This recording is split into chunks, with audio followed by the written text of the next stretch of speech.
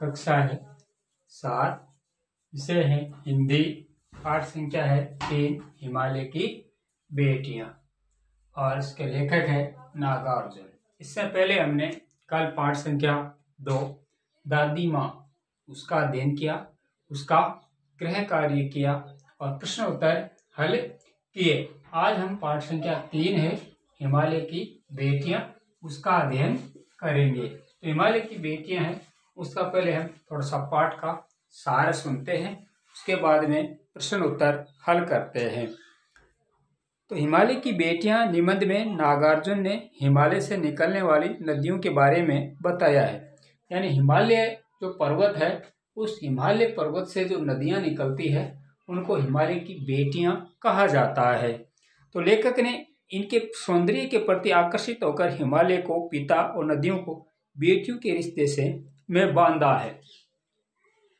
तो यहाँ नागार्जुन क्या कहते हैं कि हिमालय पर्वत है, उस हिमालय पर्वत से जो नदियां निकलती है उन नदियों को हिमालय की बेटियां माना जाता है और हिमालय को उसका यानी नदियों का पिता माना जाता है। उसका यहाँ इस पाठ में जिक्र किया गया है कि हिमालय से निकलने वाली जो नदियां हैं उनका जो प्राकृतिक सौंदर्य है वह बहुत अत्यंत सुंदर है और सभी नदियां भारत के अंदर ही बहती है और देखने योग्य नदियां है, जो या तो सिंचाई के काम आती है या फिर तीर्थ स्थानों में प्रयुक्त की जाती है। तो पहला प्रश्न हो जाएगा कि नदियों को मां मानने की परंपरा हमारे यहाँ काफी पुरानी है, लेकिन लेखक नागार्जुन उन्हें और किन रूपों में देखते हैं। प्रश्न क्या है? नदियों को मां मानने की परंपरा, यानी हमारे यहाँ देश में नदियों को मां माना जाता है और यहाँ काफी पुरानी है, लेकिन लेखक नागार्जुन उन्हें और किन रूपों में देखते हैं। तो इसका उत्तर हो जाएगा कि नदियों को हमारे यहाँ मां रूप में तो माना ही गया है, लेकिन लेखक नागार्जुन ने उन्हें बेटियों को प्रेयसी व बहन के रूप में भी देखा है। तो क्या कहा है कि यहाँ पर नागार्जुन ने नदियों को मां के रूप में तो माना ही है, लेकिन लेखक नागार्जुन उन्हें बेटियां और प्रेयसी और बहन, यानी बेटियां भी मानता है, प्रेयसी भी मानता है और बहन भी मानता है। 3 रूपों में यहाँ जिक्र किया है। दूसरा प्रश्न है, सिंधु और ब्रह्मपुत्र की क्या विशेषता बताई गई है। सिंधु नदी है और भारत में बहती है ब्रह्मपुत्र नदी, उसकी क्या विशेषता बताई गई है। तो दोनों नदियां हैं, दोनों नदियों की क्या क्या विशेषताएं। इसका उत्तर हो जाएगा कि सिंधु है, यानी सिंधु और ब्रह्मपुत्र हिमालय की 2 ऐसी पावन नदियां हैं जो दयालु हिमालय के पिघलते हुए तिल की एक एक बूंद से निर्मित हुई है। यानी दोनों ही पवित्र नदियां हैं, सिंधु और ब्रह्मपुत्र। तो इनका रूप विशाल और विराट है, यानी ये अत्यंत बड़ी है और जब ये आगे बढ़ती है तो इनमें कुछ और छोटी छोटी नदियां भी मिलती जाती है। इनका रूप इतना लुभावना है कि सौभाग्यशाली समुद्र को भी पर्वतराज हिमालय की इन 2 बेटियों का हाथ पकड़ने का श्रेय मिला है। तो ये दोनों नदियां जाकर के समुद्र में मिल जाती है, तो समुद्र का हाथ पकड़ने का श्रेय इन नदियों को मिला हुआ है, इसलिए सिंधु और ब्रह्मपुत्र है उनकी विशेषता है अत्यंत ही महत्वपूर्ण है। प्रश्न नंबर 3 है, काका कालेलकर ने नदियों को माता क्यों कहा है। अब काका कालेलकर है वो नदियों को माता क्यों कहते हैं। इसका उत्तर हो जाएगा कि नदियां हमें अपने अमृत रूपी जल से जीवन प्रदान करती है, खेतों की सिंचाई कर हमें अनाज, साग, सब्जी देती है, परोक्ष रूप से हमारे पालन पोषण करती है। नदियों के शीतल जल में स्नान कर हम अपनी थकान दूर करते हैं। नदियों के जल से बिजली बनाई जाती है।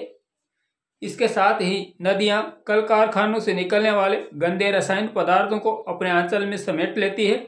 इस प्रकार हर तरफ से नदियां हमारा कल्याण करती है।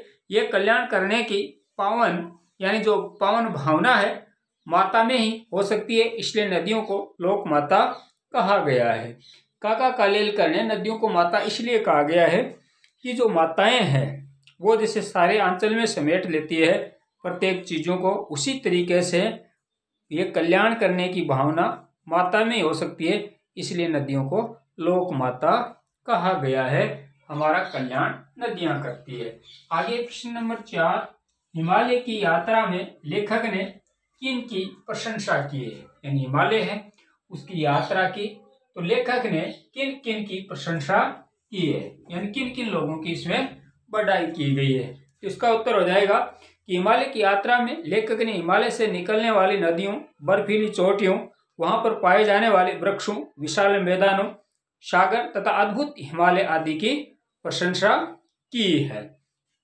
अब इसमें कुछ ऐसे प्रश्न हैं जो अनुमान और कल्पना से भी कर सकते हैं, या फिर एक ऐसा प्रश्न कि अपने संस्कृत के जो शिक्षक है पूछिए कि कालिदास ने हिमालय को देवात्मा क्यों कहा है?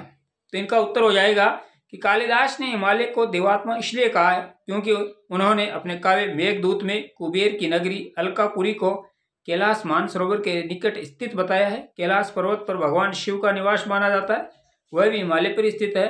इसके अलावा अनेक ऋषि मुनियों और योगियों की तपस्थली भी हिमालय की गुफाएं ही मानी गई है। तो यह लेख 1947 में लिखा गया था।